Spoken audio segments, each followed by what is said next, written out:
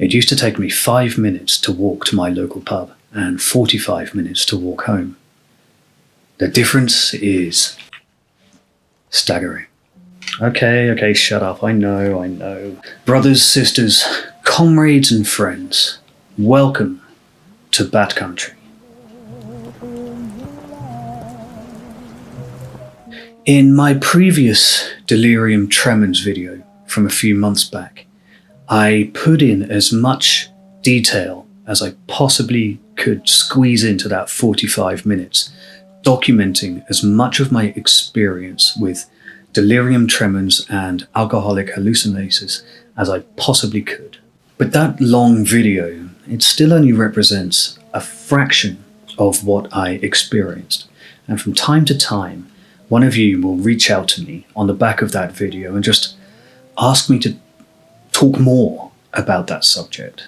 And that's what I'm going to do. So not much new in this video, but just returning to delirium tremens and sharing more of my experiences with it. So to recap, delirium tremens is a subset of symptoms of a larger problem, acute alcohol withdrawal syndrome. Delirium tremens is the extreme manifestation of that condition. It happens as a result of an extended period of very extreme alcohol intake and then a sudden stop. Delirium tremens is vaguely known in the public space, but it is very poorly understood. A lot of people tend to believe that delirium tremens is deliriousness and tremors, and it is neither of those things. Well, I suppose it is both of those things and much more. Delirium tremens is a medical emergency. It is as serious as a heart attack, and that is not hyperbole, that's not exaggeration. To justify that claim, consider this: the mortality rate for heart attacks is about 12%. The mortality rate of delirium tremens is up to 15%, and that's with treatment. Left untreated, delirium tremens is fatal nearly 40% of the time. As serious as a heart attack. Drinking can kill you, and then stopping drinking can also kill you. The odds are stacked against us. If you drink anything like I do, which is to say suicidal binge drinking, then you are playing Russian roulette every time you open the bottle. It's not a matter of if it will kill you. It's not even really a matter of when. It's a matter of how. In what manner is it going to kill you? I've been sober a while now, and I'm grateful for that. But I've been through real, full-blown delirium tremens 5 times. That is 5 bullets dodged in that game of Russian roulette. That is 5 heart attacks survived. I am incredibly lucky to be here to talk to you about it today. Not only is it a great privilege to do that, and to be in a position to do it, I'm also lucky in the sense that I have survived so far. But I feel like while I am incredibly lucky to talk to you about it, the way in which I talk about it might give you the wrong impression of me. I also suffered a minor traumatic brain injury, a small injury to my frontal lobe.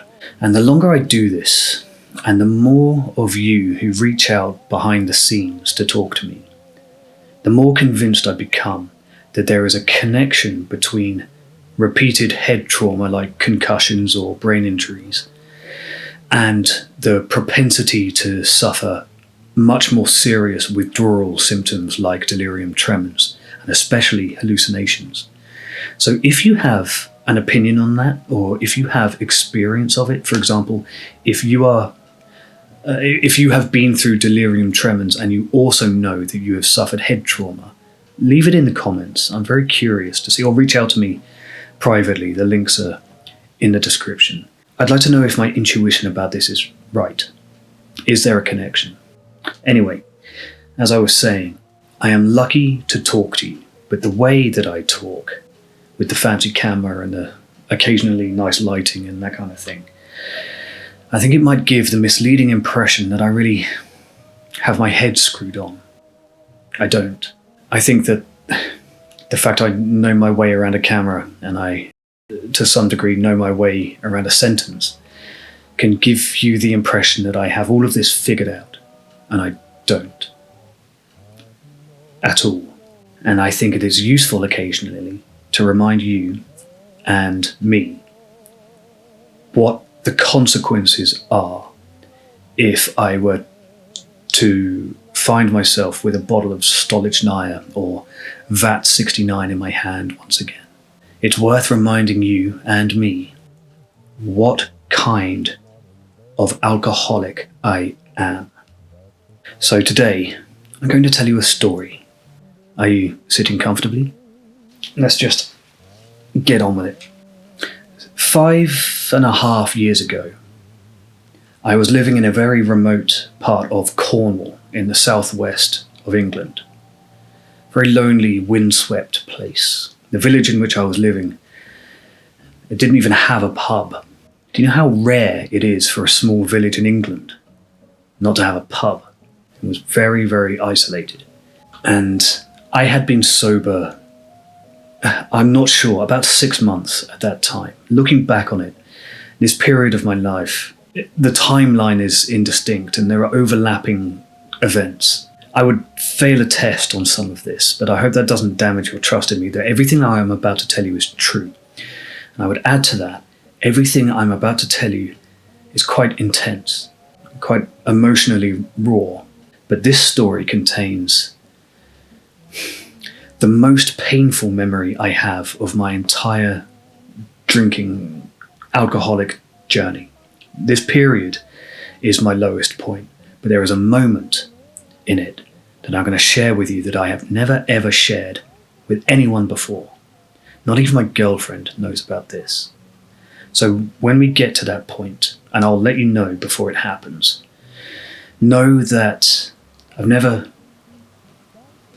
talked about it at all, and we'll be going through it for the first time together.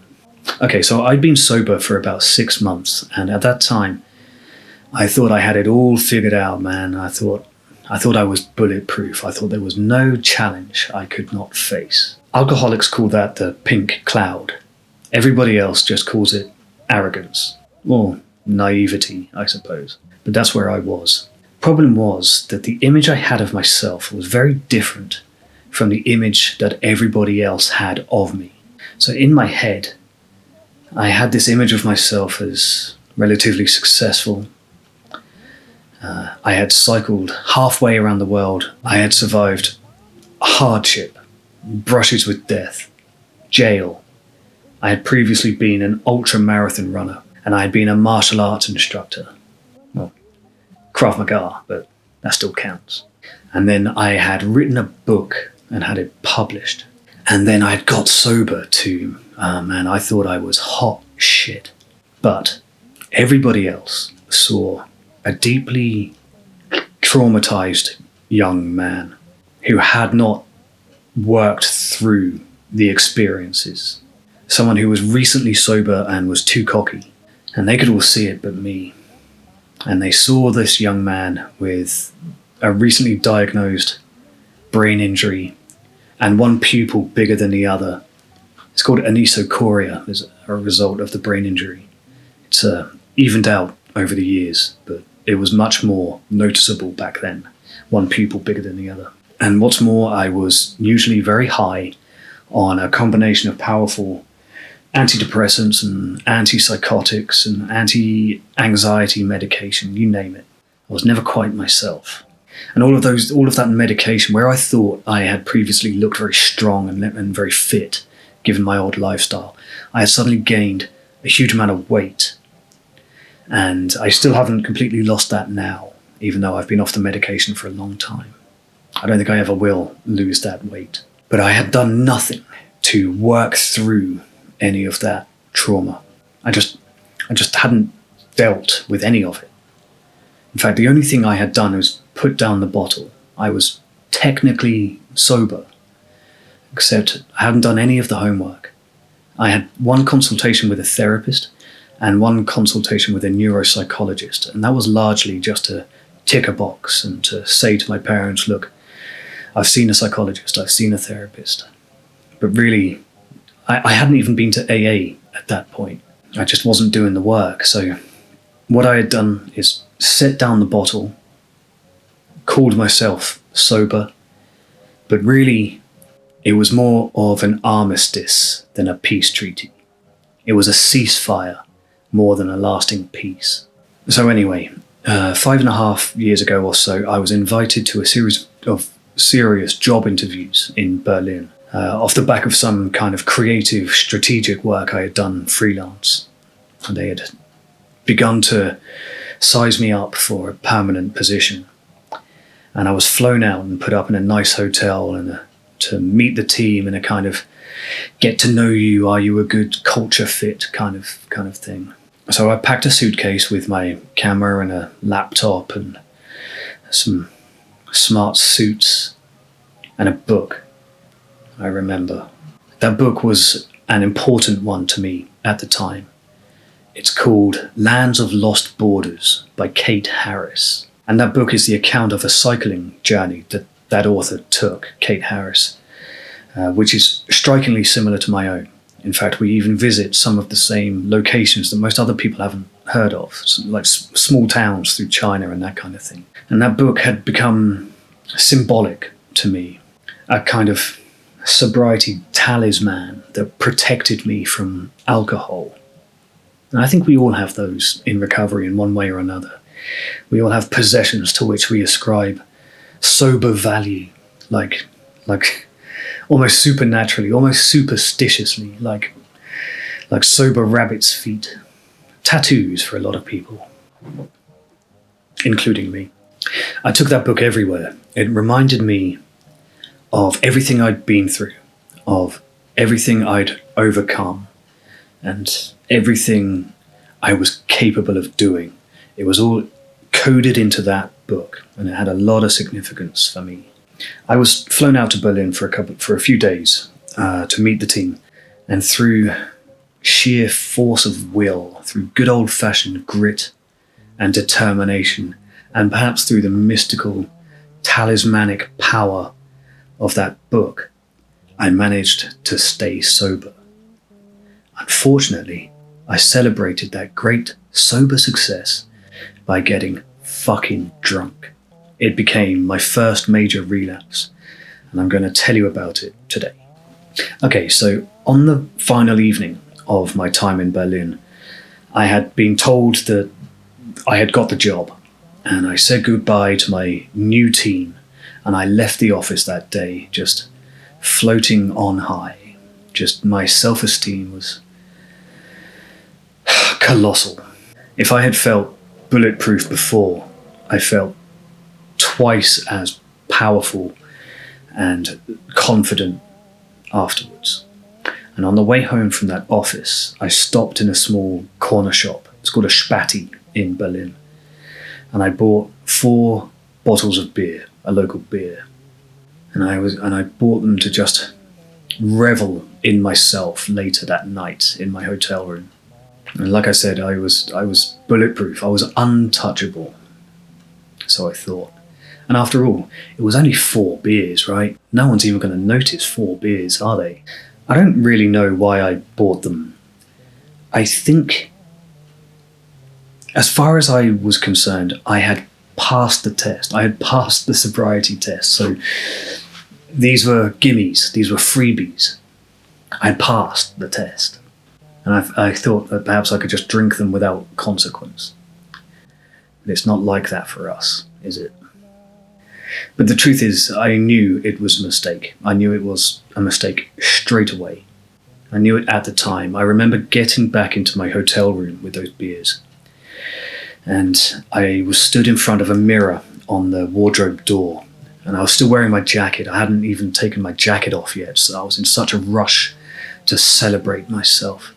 I popped the bottle open, and then I remember, as clear as day, I caught my own eye in the mirror, and I said out loud, this is a mistake.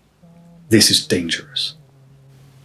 It just came out of me like a reflex, beyond my control. It was a moment of real mania, very, very weird.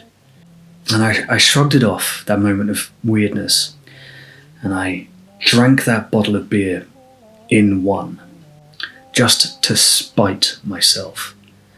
But the way I drank those beers, it wasn't drinking, it was sabotage, it was self-harm.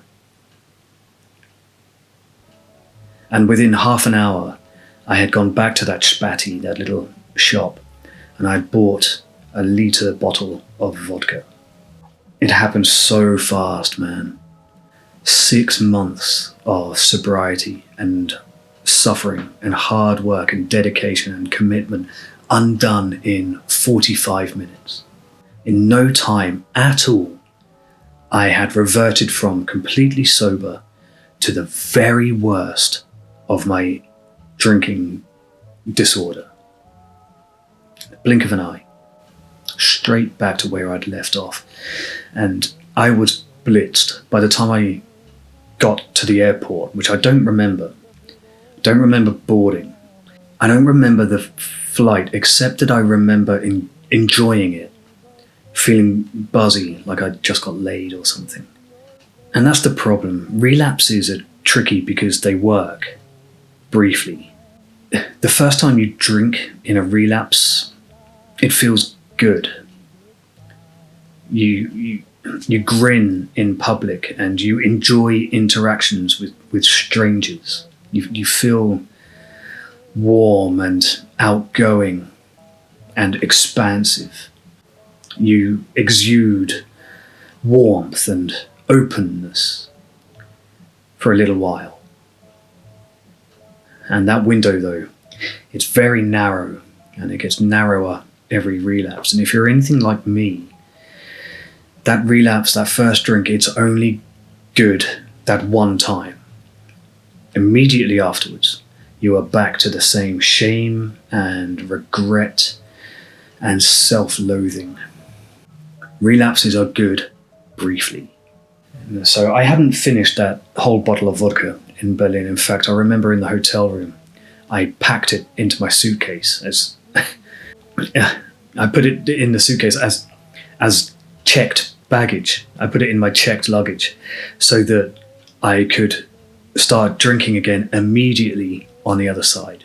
That's addict behavior, isn't it? After the flight, I took a train down to Plymouth on the south coast, drinking all the way. And unfortunately, for some reason, this is when my memory returns. And I say unfortunately because I would rather not remember anything that follows. My parents had come to meet me back in Plymouth, very proud of me for getting sober and everything I'd achieved. And I remember I was in the back of their car and they were very quiet. And I was talking excitedly about my great success that I had had in Berlin. And eventually, even in my drunkenness, I could sense the tension.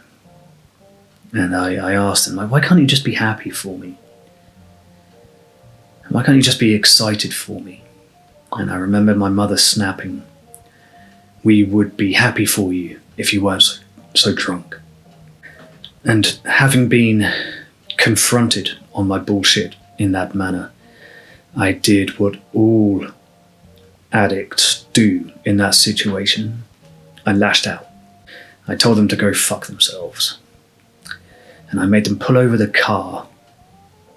And I got out and I got my suitcase. And I wandered off back towards Plymouth in the dark, drunk. Now, before you get on their case about that, about letting me go drunk into the night, what choice did they have? I would remind you that I was a man in my mid-30s who had lived independent of them for a very long time. It's not like they could kidnap me and force me to go and sober up. It's not like I was 12 years old or something. I was an adult. I had put them in a horrible position that night. And they had been in that position several times before now. They'd been right at my side this whole time I had been trying to get sober. And the thought today of what I put them through then constantly eats me up inside. So I staggered back to Plymouth, which is just an armpit of a town, even on a good day. If you're American, Plymouth Rock is so named because the Pilgrims had originally left from Plymouth, this town that I was in. And if you visit Plymouth, perhaps you might understand why they were in such a rush to leave. While I was walking back towards Plymouth, I had booked a hotel, but when I arrived I was too drunk to find it. Couldn't find the address. And after looking for some time in the night, I wandered down to the waterfront and sat on some concrete steps and blacked out. And my bladder woke me up again, maybe around 2 a.m, while I was in the process of pissing myself. And when I looked around, my suitcase and my holdall were gone. My wallet too. And while I was asleep, everything had been stolen. With my suitcase was my laptop, my camera, the only smart clothes I really owned, and my book, Lands of Lost Borders. My sober talisman taken away from me as some kind of cosmic justice for having got myself drunk. And I walked around for a while in the dark. For a while I wasn't entirely certain. I couldn't believe that they had been stolen, or I wouldn't let myself believe it. I thought perhaps I had just left them somewhere, and if I retraced my steps I might find them again. But no, they were gone. And also, by that point, I could no longer retrace my steps because I couldn't remember them. And I walked around for a while and then I fell asleep in the doorway of a car workshop. I was woken up at daybreak by the owner of the garage, the car garage, and he very politely moved me on. But I didn't stop. I didn't make any attempt to get home or to resolve my problems. My first and only thought was the acquisition of more booze as fast as possible. It's the only thing that mattered to me. And by 7 a.m, I had done it. I had bought myself another big bottle of vodka with the cash left in my pocket. My next memory was of the following night, at some point, being shaken awake by a policeman and a young woman. The policeman asked me where I had been, and I remember my brain just would not formulate a coherent answer. I just couldn't form a thought that made sense, and I remember standing blankly, just trying to think of a human sentence to say. Eventually, I said, I was in Berlin. I was in Berlin. And the cop looked at me in that cop way, and he said in that cop voice, okay, no you weren't. Like, he just straight up didn't believe me. He didn't believe the kind of filthy, drunk, mid-30s man, hairy and dishevelled, could possibly be on his way back from a business trip. And once again, I don't blame him for that. At that moment, I was no different from the rest of the drunks sleeping on the streets of Plymouth. I wasn't different that night, and I'm not different now. Eventually, I told him that my suitcase had been stolen. I think I convinced him that I had been in Berlin. As the details began to materialize, he gave me a crime number that I would go and follow up with later when I was sober. The younger girl that was with him, he was there purely to protect her. She was actually a volunteer from a charity whose name I forget, and she was giving out sleeping bags to people sleeping on the streets. And this young girl with maybe 19 years old, braids in her hair and a dragonfly tattoo on her forearm. She was giving up her evenings to just go and do some good in the world, and the cop was just there to protect her. And she offered me a sleeping bag, and I took it. I took it and I was grateful for it, because I was out there for another 3 nights, I think, just drinking, sleeping where I fell, getting moved on by the police, drinking, wash, rinse, repeat.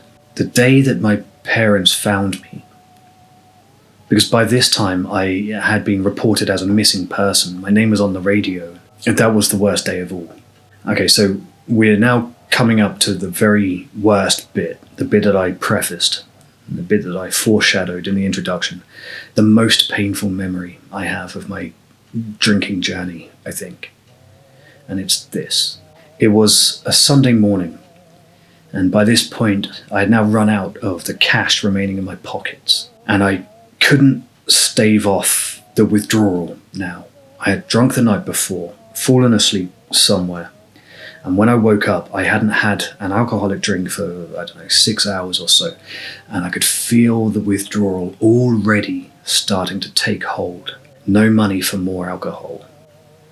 So, around sunrise, I walked the streets of Plymouth, drinking all of the leftovers from the partygoers of the previous evening, from the street, drinking from all of the glasses and the half-finished bottles that I found lying around bins and outside bars and pubs, half-finished cans of Strongbow, some with cigarettes in them, the dregs of bottles of champagne from some hen night, and then, fortuitously, a half-finished bottle of cheap vodka, which I gratefully finished myself. God, it was bad. Only hours before, like shortly before this, I'd been wearing a suit, accepting a job as a senior executive on an all-expenses-paid business trip in Berlin. Now I was drinking the dregs, the leftovers of strangers' drinks on the street, left over from the night before, with nothing but a high-visibility sleeping bag to my name given to me by a well-meaning teenager. It can happen so fast, man. So fast. And the problem is that strategy of drinking other people's leftover drinks on the street, it works. And by the time my parents found me, around midday I think, I was already smashed again. I was in a bad way. My parents managed to get me home. By the time they found me, I wanted to go home. And I had been staying at their house for 3 days, 72 hours, almost to the minute after the last drink, when the hallucinations began. I was sat in their living room with them, and they knew something was deeply wrong with me because they'd stayed up late, and we were watching the rerun of a Formula One race when I began to hear a shuffling noise coming from the armchair that I was sat in, like there was something living in it, something scratching to get out, like there was something alive inside the chair. Then I started to feel it brushing against the back of my legs, and it was like furry and soft and warm and alive. And I kept jerking my head round to try to get a glimpse of it as it ran around the bottom of the armchair, but I just couldn't quite see it. I would catch a glimpse, and then it would be gone. There was nothing there. And then the delusion began to make sense of itself for me. Or rather, my delusional thinking started to overlay the hallucination with a layer of logic, and I began to believe that my parents had bought me a border collie puppy to celebrate my success, and that it was going to be a gift in a few days' time, and that the puppy was really excited to see me, but they had hidden the puppy inside the chair, not wanting me to find it early. And that left me in a strange position, because if I had told my parents that I knew they had got me a puppy as a gift, it would have ruined the surprise and they would have been disappointed. So I pretended I didn't know. And I sat in this armchair, trying to watch, trying to see if I could see it, and smiling as it ran around my legs.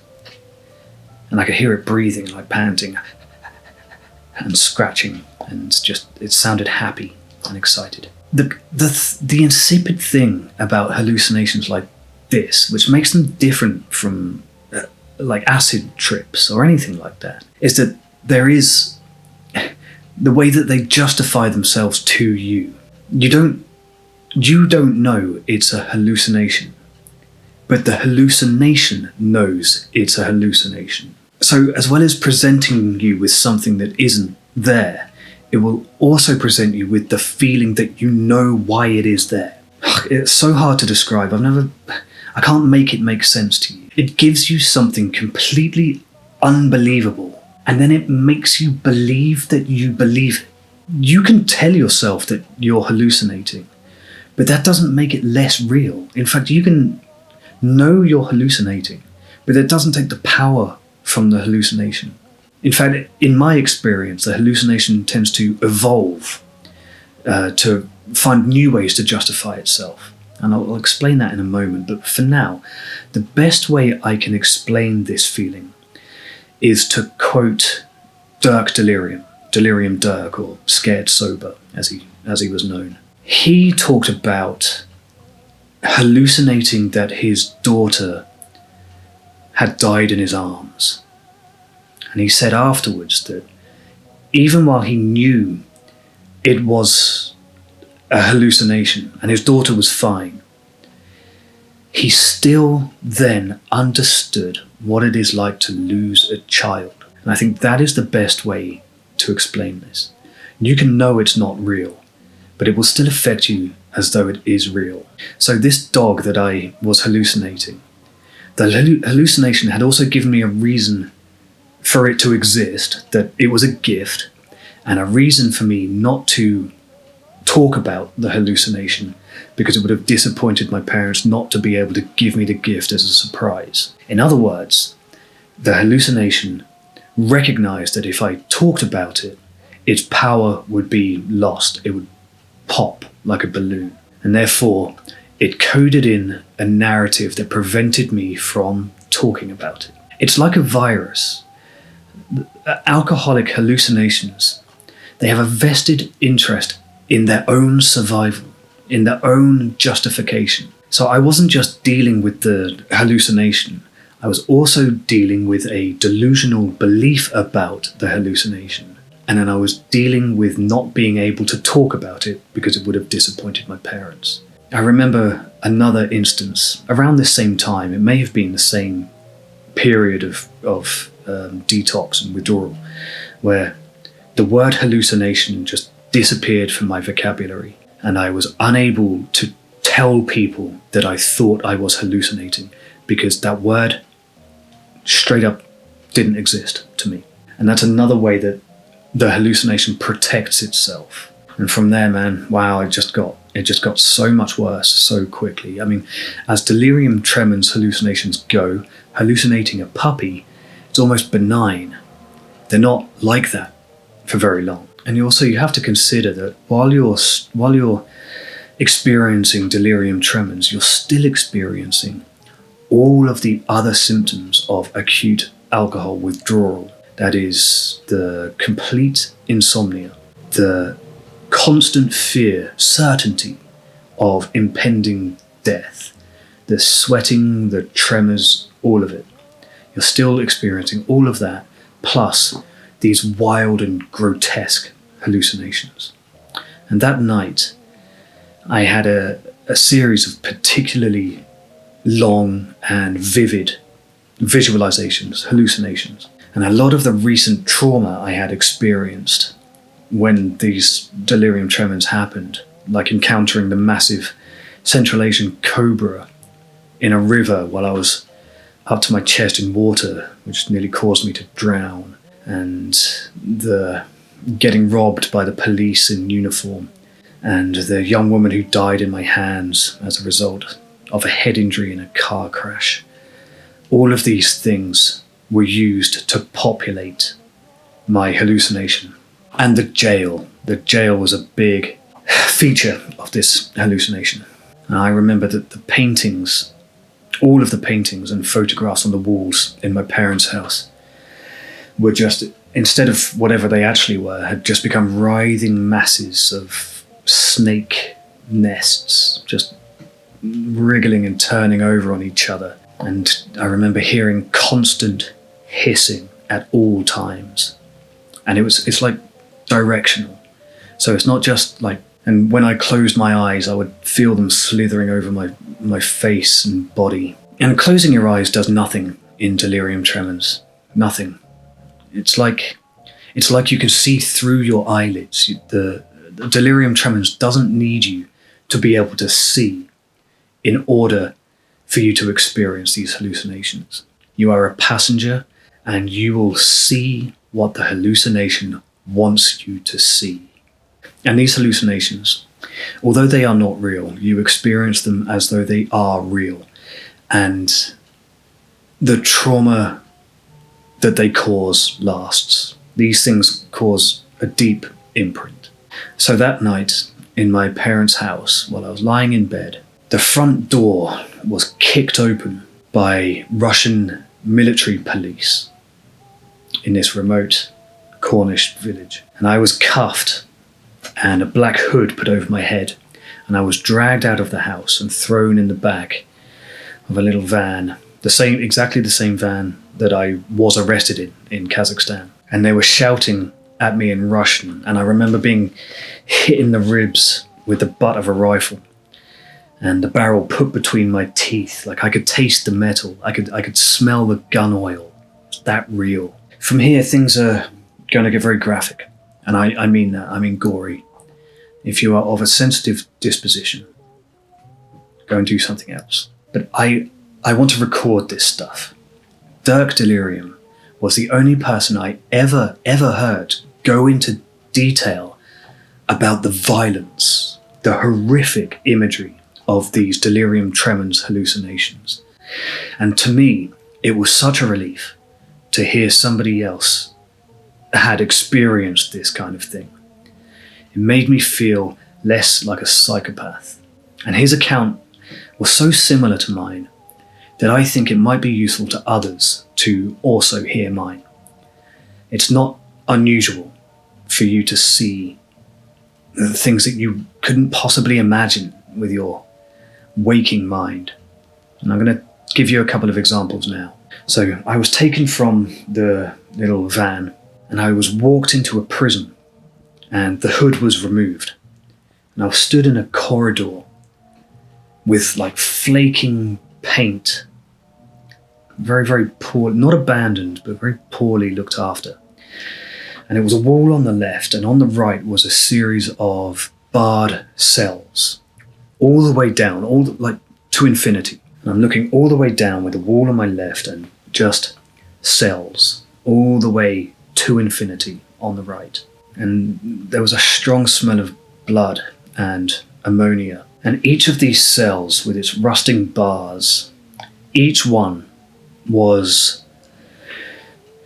a different scene of unimaginable torture and gore and violence. In the first one on my right, which I was taken to and shown by the Russian guards, a man was hanging from a hook in the ceiling by his intestines. In fact, what had happened was that he had had his abdomen cut open and then stitched back together very poorly, and then he had been hung by the stitches until it had torn open. And that was almost certainly a reference to the actual man that I shared a cell with in Kazakhstan, who had stitched his own stab wound closed. And that was just the first one. In the next was a man strapped to a kind of an old-fashioned electric chair with his head restrained and his kind of like grotesque clunky, ugly machine in his mouth that was very slowly breaking his bottom jaw off, like very slowly ripping it off. And then there was like people impaled on very rusty spikes, sometimes in kind of sexual ways. And there were people with their limbs broken in really grotesque ways. And then their broken limbs were wrapped around things.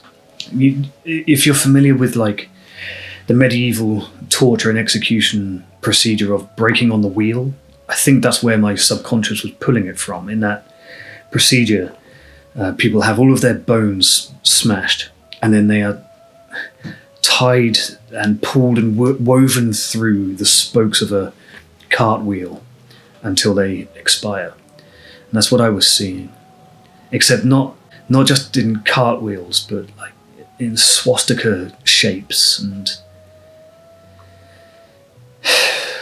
and all of these people, all of these cells, despite the level of violence being inflicted on these people, which was completely unsurvivable, they were all alive, they were all conscious, and they were all moaning and screaming and begging for help. And I was unable to do anything apart from watch, and I couldn't look away. I was forced to look at it.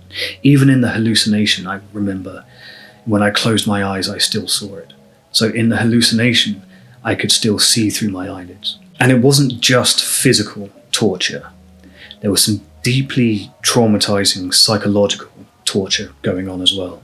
In one of the cells, I remember a crying young man had been forced to dig up the skeleton of his father, his own father, and stamp on the bones. Where did that come from?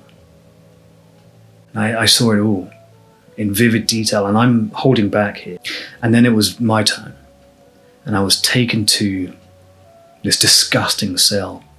And I remember the floor was slightly soft and damp with like drying, like inch-thick drying blood. And I was tied with my hands above my head and my ankles and my waist to a kind of metal bed frame, like a wire bed frame that had been stood upright. I was restrained against it.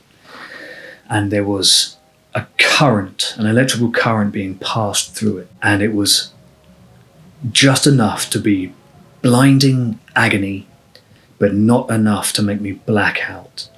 And at the same time, barbed wire was being pulled across my chest. And I knew that I needed to escape this place. So when I was brought back into my cell, my own cell, I noticed that the rear wall, there was a gap between the rear wall and another wall, just like barely enough to squeeze a person through. And I saw that as my escape route. So I sucked in my breath and I held it, and I squeezed my body through this really narrow gap, this filthy little passage. I was holding my breath for what seemed like ages. I was physically unable to breathe because the space was so tight. My chest would not expand. And I struggled against it, working my body down the passage and edging towards the end. And eventually I emerged from it, gasping for breath, into what was it was a restaurant, and it was dark, it was empty. As I escaped my cell into what was a closed after-hours restaurant, and in my mind I remember assuming that this was a restaurant for the prison guards, and this is where they went, and it was closed when I got in there. And it was night time, and I started hearing voices shouting in Russian. They had noticed that I was no longer in the cell, and they were looking for me, and there was a great sense of urgency. And I hid for a while, and I saw silhouettes running. And when it quieted down, there was a courtyard outside with a wall, the prison wall.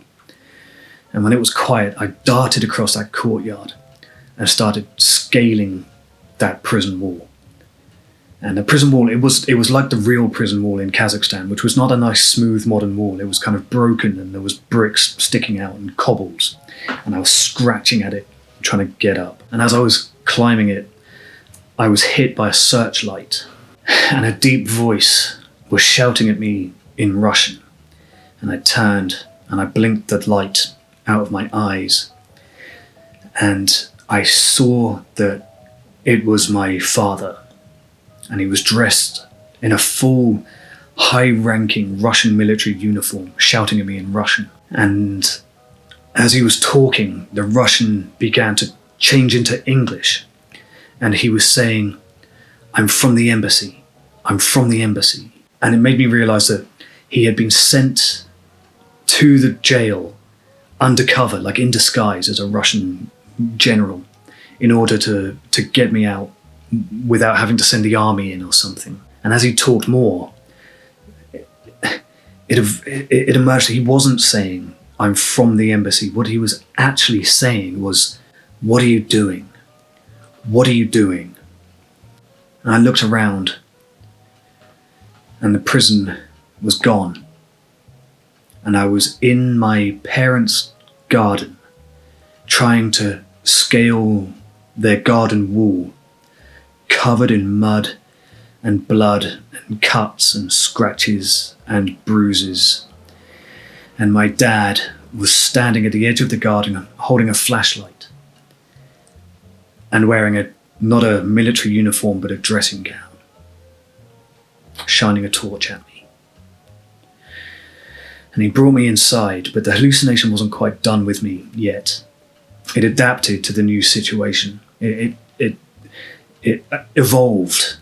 Now that I had recognized that the jail had been a hallucination, the hallucination itself evolved one stage further to try to maintain itself. See, now it convinced me that the jail had indeed been a hallucination, but that I had known it was a hallucination the whole time.